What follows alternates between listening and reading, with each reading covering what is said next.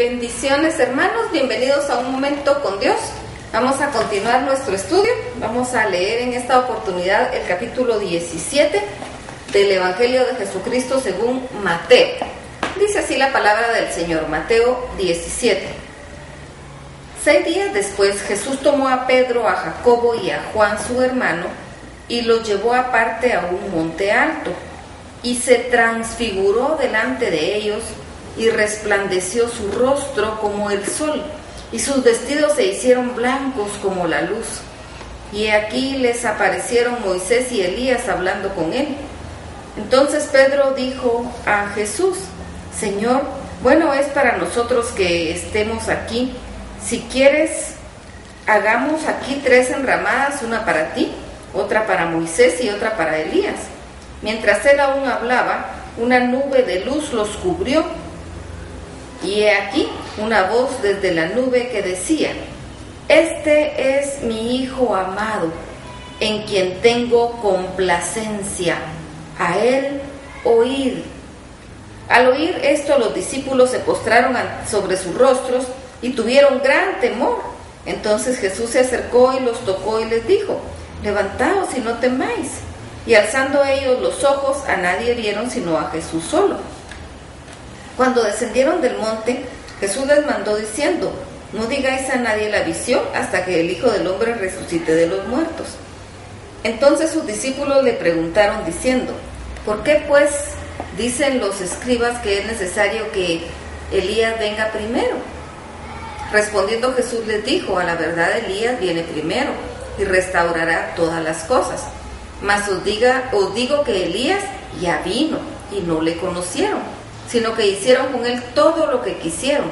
Así también el Hijo del Hombre padecerá de ellos. Entonces los discípulos comprendieron que les hablaba de Juan el Bautista.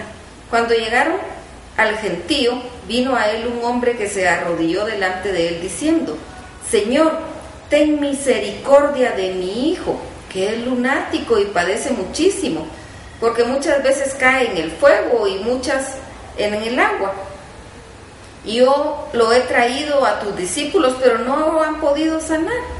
Respondiendo Jesús dijo: Oh generación incrédula y perversa, ¿hasta cuándo he de estar con vosotros? ¿Hasta cuándo he de soportar? Traédmelo acá. Y reprendió Jesús al demonio, el cual salió del muchacho, y éste quedó sano desde aquella hora. Vinieron entonces los discípulos a Jesús aparte, dijeron: ¿Por qué nosotros no pudimos echarlo fuera? Jesús les dijo: Por vuestra poca fe, porque de cierto os digo que si tuvierais fe como el grano de mostaza, diréis a este monte: Pásate de aquí allá, y se pasará, y nada os será imposible. Pero este género no sale sino con ayuno y oración. Estando ellos en Galilea, Jesús les dijo: El Hijo del Hombre será entregado en manos de los hombres y le matarán, mas al tercer día resucitará. Y ellos se entristecieron en gran manera. Cuando llegaron a Capernaum, vinieron a Pedro los que cobraban las 2 dracmas y le dijeron: ¿Vuestro maestro no paga las 2 dracmas? Él dijo: Sí. Y al entrar él en casa, Jesús le habló primero diciendo: ¿Qué te parece, Simón? Los reyes de la tierra, ¿de quiénes cobran los tributos o los impuestos? ¿De sus hijos o de los extraños? Pedro le respondió: de los extraños. Jesús le dijo: luego los hijos están exentos. Sin embargo, para no ofenderles, ve al mar, echa el anzuelo y el primer pez que saques, tómalo, y al abrirle la boca hallarás un estatero. Tómalo y dáselo por mí y por ti. Bien, es interesante este capítulo, tiene diferentes segmentos y la primera parte es muy interesante. Los lleva a Jesucristo, únicamente a Pedro, a Jacobo y a Juan, y hay una situación, un acontecimiento sobrenatural que sucede en este momento. Dice la palabra que hubo un gran resplandor y que ellos vieron que aparecía con ellos como que eran Moisés y Elías, Moisés y Elías. Y bueno, una de las situaciones nos menciona aquí que Pedro decía que podían hacer 3 enramadas en recordación de esto, para recordar esto que estaba pasando. Sin embargo, nos dice que fue mucho más intenso el resplandor y una voz especial que hablaba y decía: este es mi Hijo amado, en quien tengo complacencia, a él oír. No decía estos, decía este. Es que Jesucristo no era uno más. Jesucristo no es un profeta. Jesucristo es Dios. Jesucristo es el unigénito de Dios, parte de la Trinidad, enviado para salvarnos, para morir en nuestro lugar, pero no es uno más, no es un profeta más. Por eso no era de decir, bueno, son lo mismo Elías, Moisés y Jesucristo. No, el único que merece adoración es Jesucristo. El único que merece incluso ponerle un altar es Jesucristo. Por eso Jesucristo no dejó ni siquiera que pusieran una enramada para Elías y para Moisés. El único que lo merece es Él, es el único digno. Y esto es algo impactante. Posteriormente vemos nosotros que Él llega y había un hombre que le dice: ten misericordia de mi hijo. Y dice aquí la palabra en esta traducción: mi hijo es lunático. Había algún problema mental. Sin embargo, el problema no era mental físico, sino que era por un demonio. Entonces Jesucristo inmediatamente reprendió al demonio, y el demonio dejó al niño y el muchacho quedó libre. Y entonces los discípulos se asustan y le dicen: nosotros ya habíamos probado. Muchas veces nosotros como que probamos y creemos que vamos a poder hacer algunas cosas, pero tenemos que entender que el cristianismo, el evangelio, no es magia. La magia es de Satanás. El cristianismo es buenas nuevas de vida eterna. Y si bien es cierto, el Señor nos dio poder para que nosotros vayamos y echemos fuera demonios y clamemos para sanidad por las enfermedades,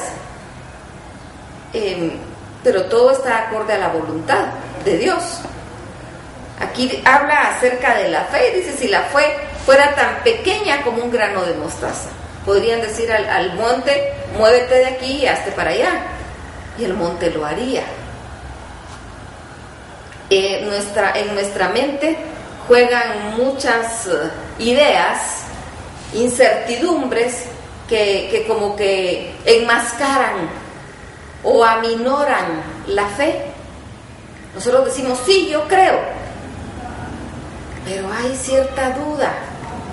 Entonces hay falta de fe. Por eso Él les dice que ellos son hombres de poca fe. Es impactante. El verso 17 dice: oh generación incrédula y perversa, ¿hasta cuándo he de estar con vosotros?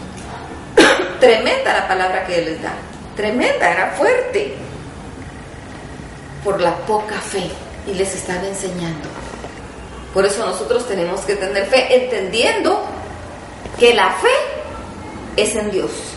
Hay mucha gente por ahí que dice: es que yo le tengo fe al doctor, yo le tengo fe a esta medicina, yo le tengo fe. No, la fe es solo para Dios.